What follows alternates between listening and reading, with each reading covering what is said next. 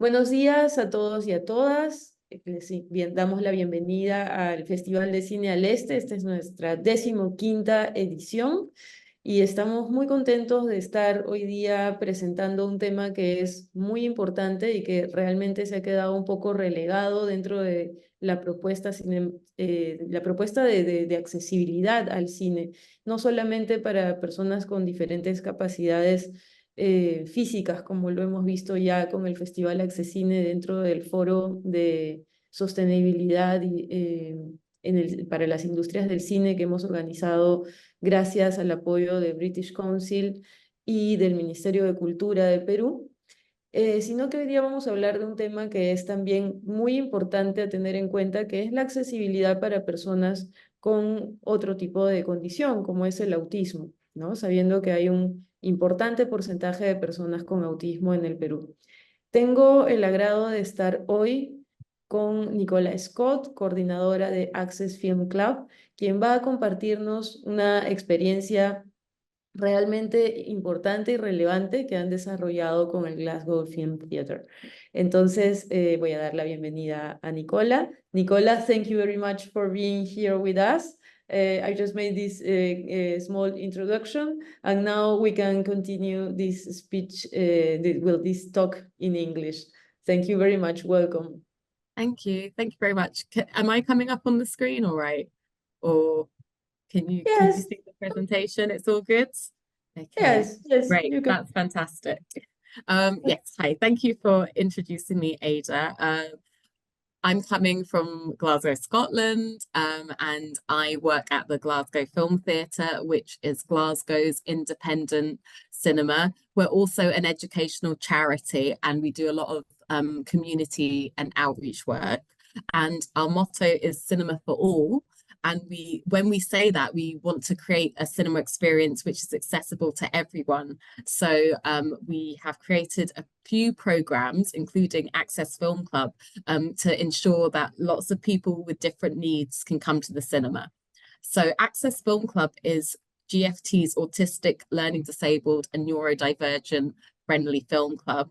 And I am going to tell you a bit about it and how we make it accessible to different audiences.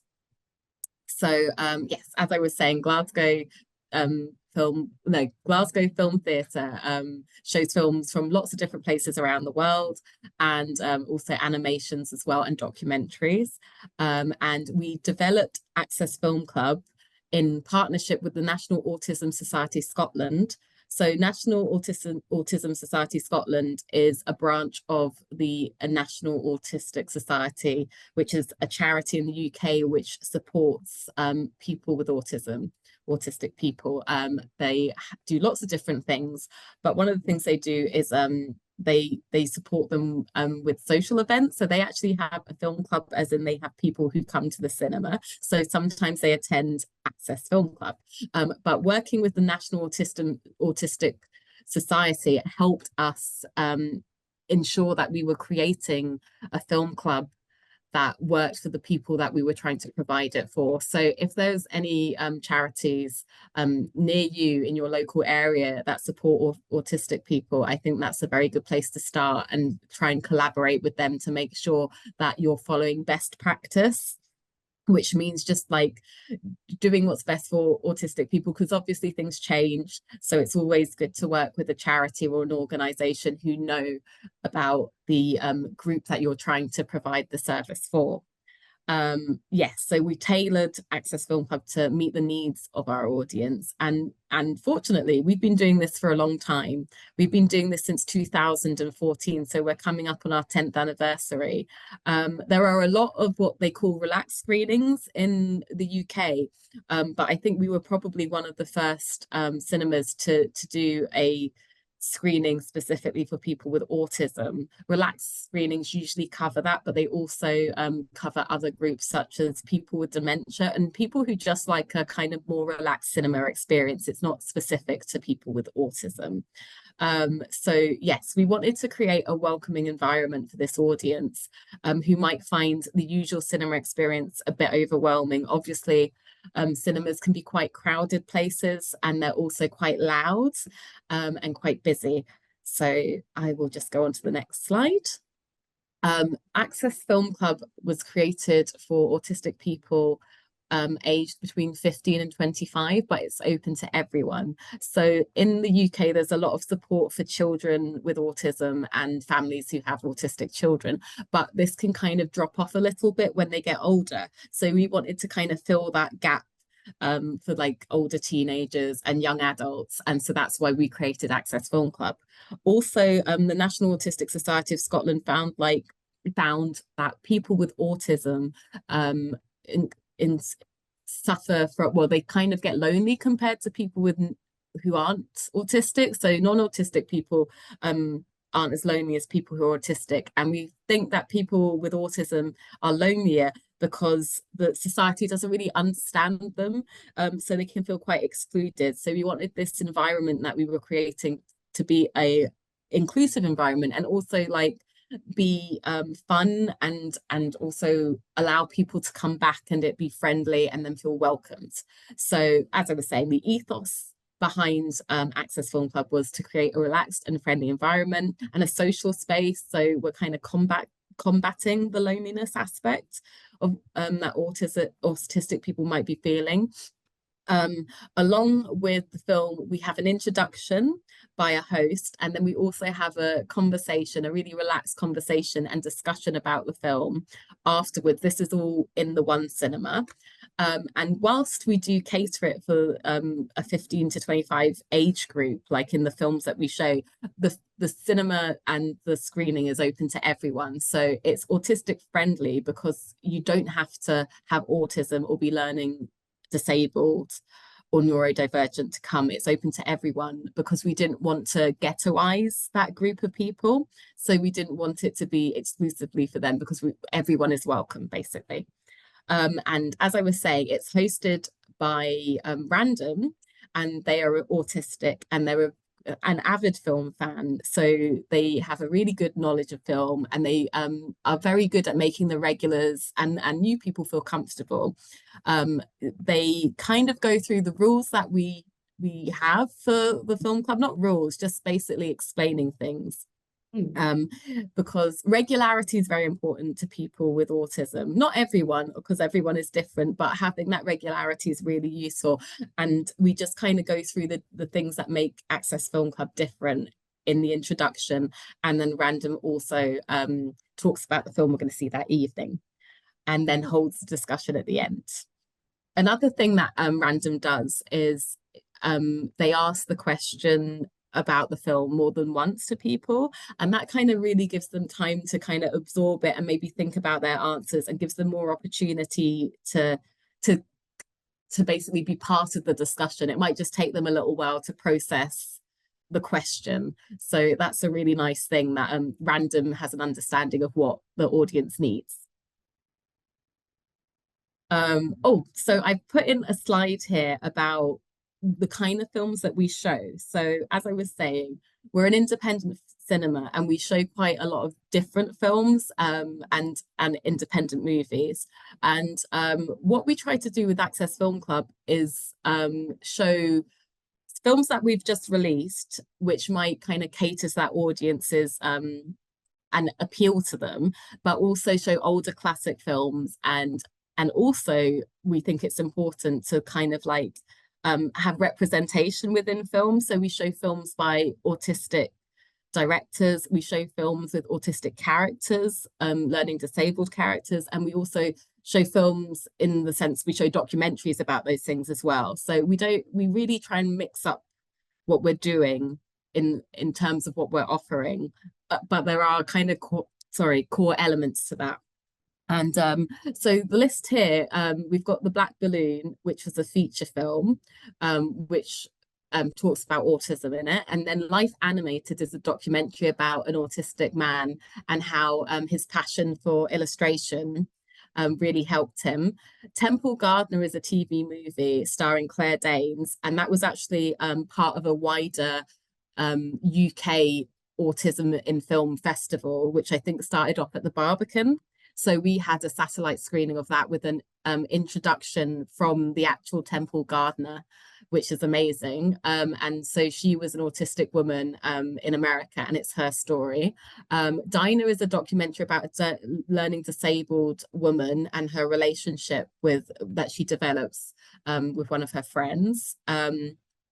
Heavy Load is a documentary about some learning disabled people who form a kind of thrash metal band. I know it's a genre of music with some of the carers that they work with, and they basically supported this campaign to get learning disabled people or people in care basically out after 9 o'clock at night, because there's a lot of restrictions. So that's an amazing documentary that we got to show. And True Stories is a film by the lead singer of Talking Heads, David Byrne, and he self diagnosed, I think. I don't think he's got a formal diagnosis of Asperger's, I think it is. And that's a really interesting film he did. I've spelled feature wrong, but apologies for that. So those are the films that we showcase, which are about autism and learning disabilities. Other films we show are coming of age films. So this is more to do with the audience's age. So these are some of the examples. So there was an independent film called Sing Street, which is set in the 80s in Ireland. It's got lots of music in it. We don't usually show that many musicals, but that's a really fun coming of age film. Eighth Grade is an American film about a young girl starting in 8th grade. Lovely film. Boy is a New Zealand film set in the 80s. Really lovely as well. Booksmart. The Wolf Pack is a documentary about these boys who unfortunately were like basically captive in their house for years because of their dad, but they basically express themselves through replaying films and like playing out the films. So that's a wonderful documentary. And Stand By Me is a classic by Stephen King. So those are just some examples of the films you could show. And then we'll get on to the last one. So comedies go down a storm, quite classic ones, 80s comedies, Ghostbusters, Gremlins. I showed Wayne's World, that did really well. So I'm sure there's probably ones which are specific to your region of the world that you can probably think of as well, but feel free to mix it up. I also would recommend, and I haven't put it in the slide, and I don't know if you'll be able to access this from where you are, but there is a film festival called Oscar Bright. So that's OSKA and then Bright festival. And they are a learning disabled, no, they're a neurodivergent and autism festival. So they work with filmmakers who have those extra additional support needs, and they showcase their work. And it's been going for 10 years, and they're an amazing festival. And yeah, I definitely recommend looking at some of their work as well as the work we're doing at the GFT. And when I was at the festival this year, they told me, because some of the people who run it are learning disabled, and they're like, we're not children. So I know I do pick some kind of like younger films, but they're like, we're not children. We want to see films for adults because they are adults. So you have to keep that in mind as well. And we do mix it up. There's some dramas. We've shown If Beale Street Can Talk. We've shown horror, The Witch we showed. Good Time. I don't know if you've seen that before. That's got Robert Pattinson in it, and it's like a drama. It's with Patty Cakes. I've not seen that one, but that's supposed to be very good. And Helvetica was one that I chose, which didn't do as well, but that's about the font Helvetica because not all autistic people, but some autistic people have hobbies and intense interests. And so we thought that would be a really good one because the people who do typography, that's like a real passion of theirs. So that was a really good documentary as well. Moving on, so who are the Access Film Club audience? Like, I'm not sure how many people? There are 56,000 people with autism in Scotland. There are like more than 1 in 100 people in the UK have autism. So there's a big audience out there. And we work with charities to kind of help us bring people to it, and so they can inform their service users, like the people who attend their organizations in whatever capacity, to come to the screening. So as I said, like National Autistic Society have their own film club. So we let let them know in advance so people can come to see the film. We also work with Dates and Mates, and they're an organisation in Scotland who support learning disabled people in like socialising. They do bingo nights. They come to the cinema to see things at Access Film Club. They also do workshops with them. They do date nights, so they do speed dating. So they're a wonderful organisation that we work with. We also work with Flourish House, and they're a mental health charity. But like a lot of people, not everyone, but some people with autism, then they suffer with their mental health. And that's basically, once again, because it's quite hard for them to be accepted in society and quite hard for them to be themselves. Some people have to mask their, like if sometimes people mask, which means that they cover up their autism. Not everyone can do that, but that's quite a lot of mental stress to put on yourself. So that's why Access Film Club is quite good, because you can just be yourself. If you need to be loud, you can be loud. If you need to leave, you can leave. You can come and go as you please. We keep the lights on the stairs on, so there's LED strips on the lights. In usual screenings, those are off, but we keep them on so people can access the cinema easily. So, and we also work with gig buddies, and they support people with learning disabilities and disabilities to go to social events, not just music events, but so like Access Film Club again. And the same with Stay Up Late Scotland. Stay Up Late is the campaign I was talking about, supporting people with learning disabilities to stay out later. So they've come and done talks with us as well. I'm just going to quickly go through some of the things we do at Access Film Club, which makes it different, because I haven't actually put it in a slide. So as I was saying, we keep the lights on the stairs. We actually don't have any adverts, because all the other screenings we do have adverts, and this is like commercials and trailers for films, and we don't have any of those things. That's usually 20 minutes worth of screen time, and we don't have them because they can be very overstimulating for people with autism. They're quite full on, and we don't want to exhaust people before they've even watched the film. So there are no trailers before the film. And we also keep the sound lowered, because sometimes sensory things can be heightened if you have autism. So the sound is taken down a bit lower. And I don't know what your technical setup is, but basically in our cinema, we just get them to turn it down a couple of numbers. I don't know if it will be the same where you are. And I'm in the screening, so if I still think it's too loud, I can talk to the projectionist and they can turn it down further. Also, I should say that Access Film Club is once a month, so we have 12 screenings a year, and it is always on the second Monday at the same time, because as I was saying, regularity is quite soothing and useful for people with autism. So it's the same time every month, because it's the second Monday. So the date changes, but the time and the kind of placement in the calendar doesn't change. And we also have recently introduced scheduling 3 screenings quarterly screenings. So we do 3 months, and we're testing this out because we think letting people know with as much notice as possible what films are coming is more beneficial to our audience. So sometimes people be like, what's happening the next month and the next month? So it's really quite good to have 3 in a row. So we're testing that out. This slide here is one of our special screenings. So basically about every 3 months, we try to get a guest in. And as I was saying, we try to talk about topics which are related to autism or learning disabilities. And, you know, it's about representation on screen. So this was the Heavy Load documentary I was mentioning, and we had Stay Up Late Scotland come, and we also luckily had free tickets as part of our community outreach, so I could offer the organisation free tickets, and we had some of the leaders of the organisation and some of the service users up on stage to talk about their experience with the Stay Up Late Scotland and Gig Buddy. So that was a really lovely event, and we had a great time.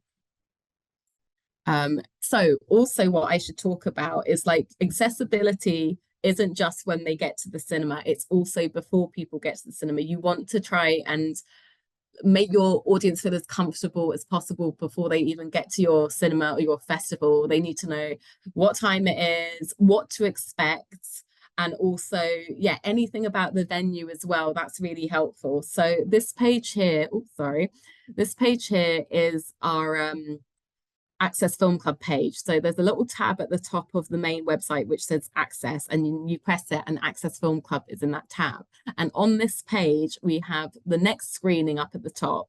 So it tells you, you can click on that and get information about the screening. But at the bottom, it said, you scroll down and it says what to expect from Access Film Club. So how I told you about the host, the lights, the sound, all of that information is on that page for people in advance of them coming to the cinema. Also, we make the tickets for these screenings lower than our usual tickets. So our usual tickets are £10.50, but for all our accessible screenings, they're £6.50 or less. So these screenings are £6.50, and that's just to make it more accessible, because people with autism, the National Autistic Society Scotland did some research into this, and only 22% of people with autism are in employment. So that might mean that they don't have as much money.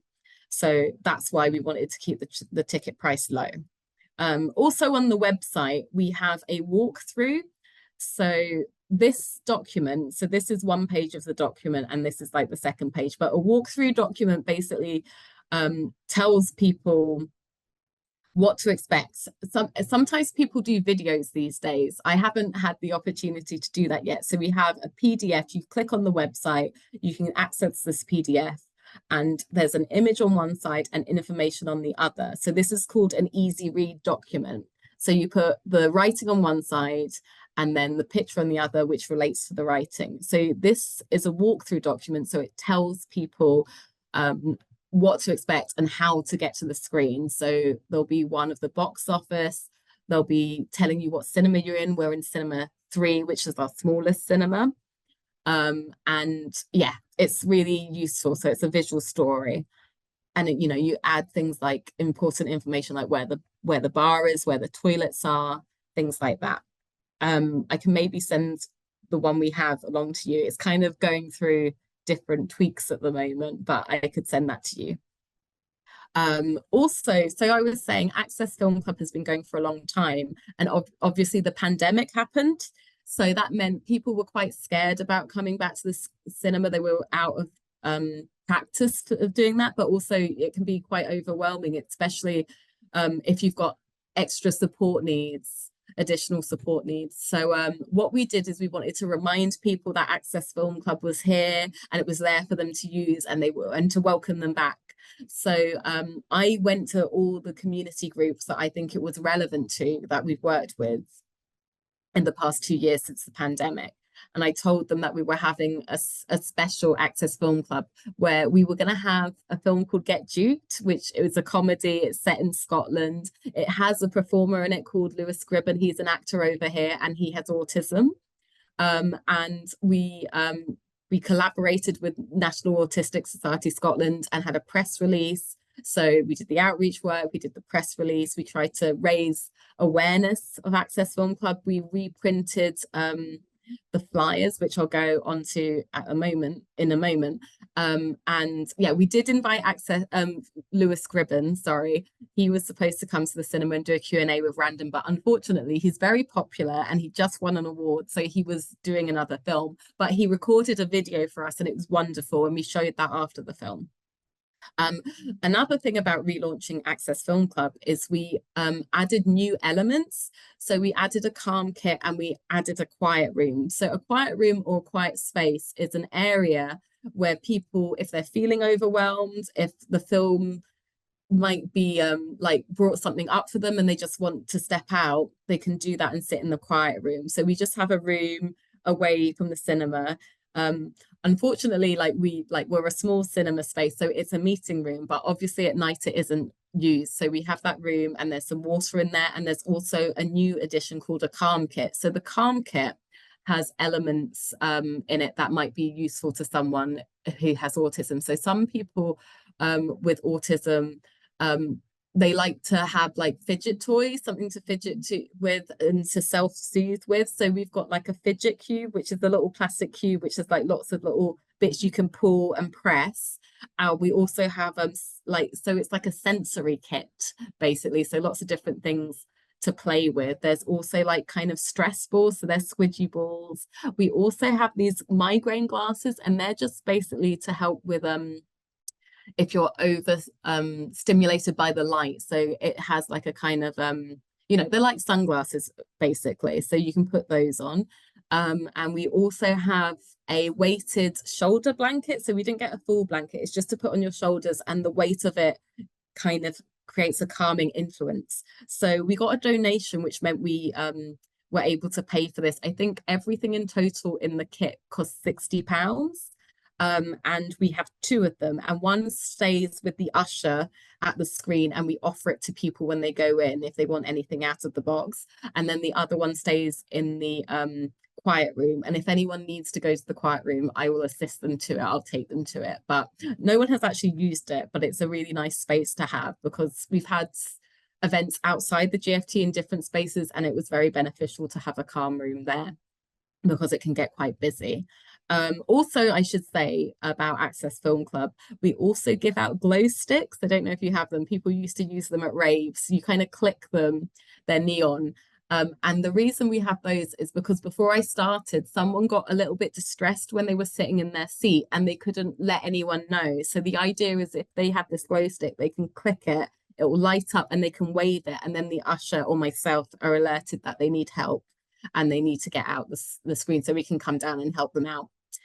So that was another element. So this actually went really well. We had a lot of people come. We had about 45 people. The capacity for the screen cinema 3 even is 60. So we probably get about 30 people most times to Access Film Club. So it was nice to have a bit more people come.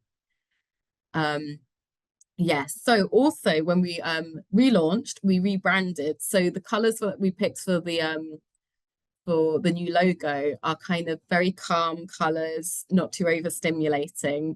And that was made in-house by our designer, Ryan. And yeah, he did a really good job. So we relaunched with that, and we made new flyers with like key information on the flyer. And also, like I was saying about the calm kit, we had that as well.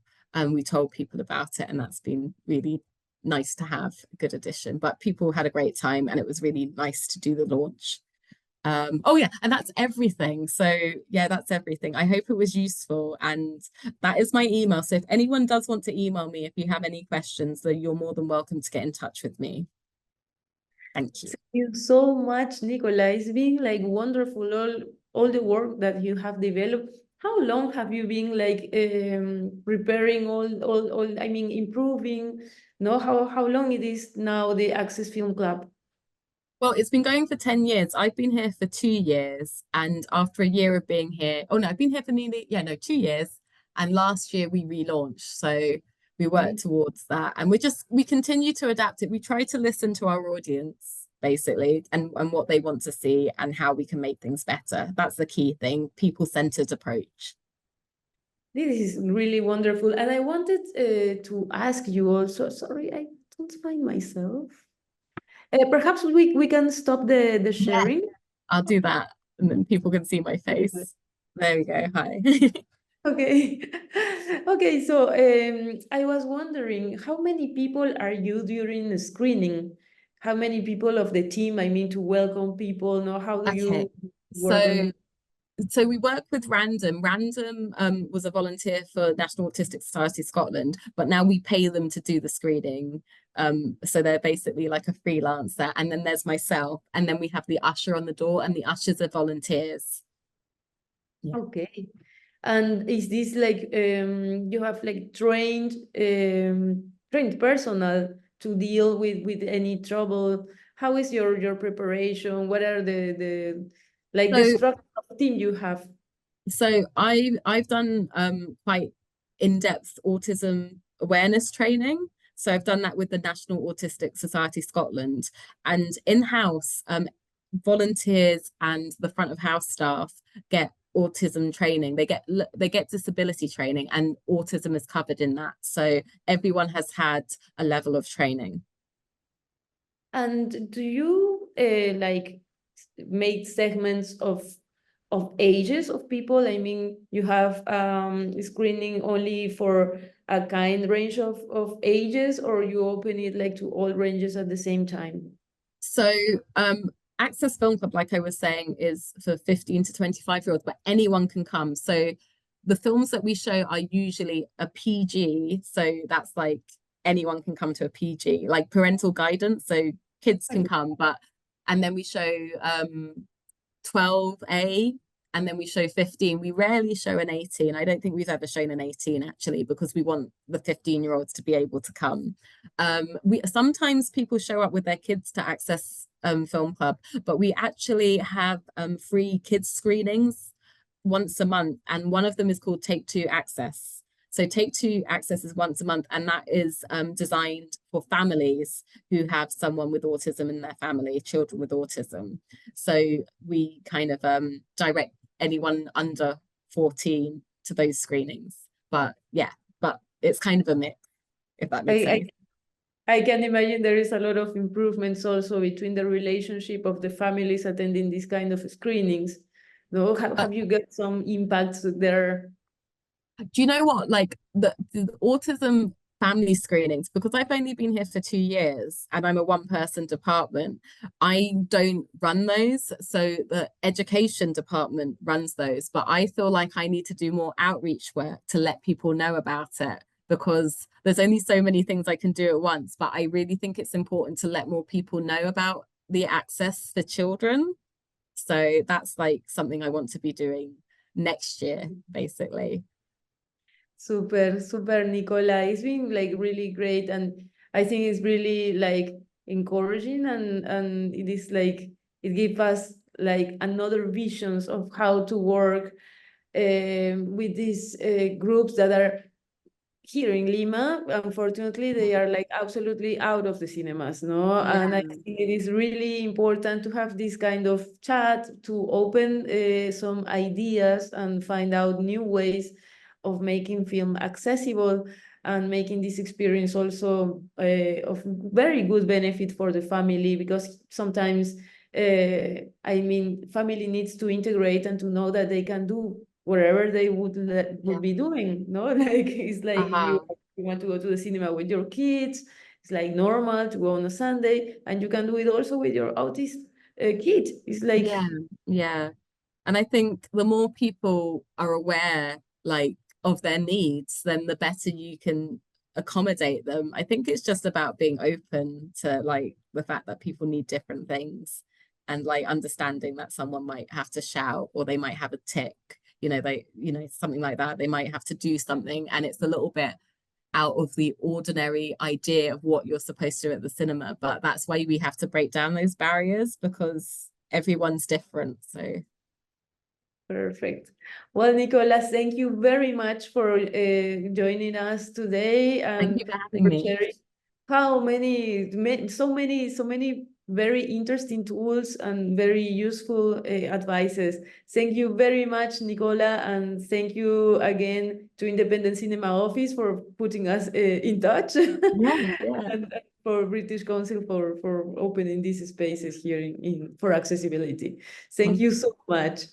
Thank you. Have a wonderful day.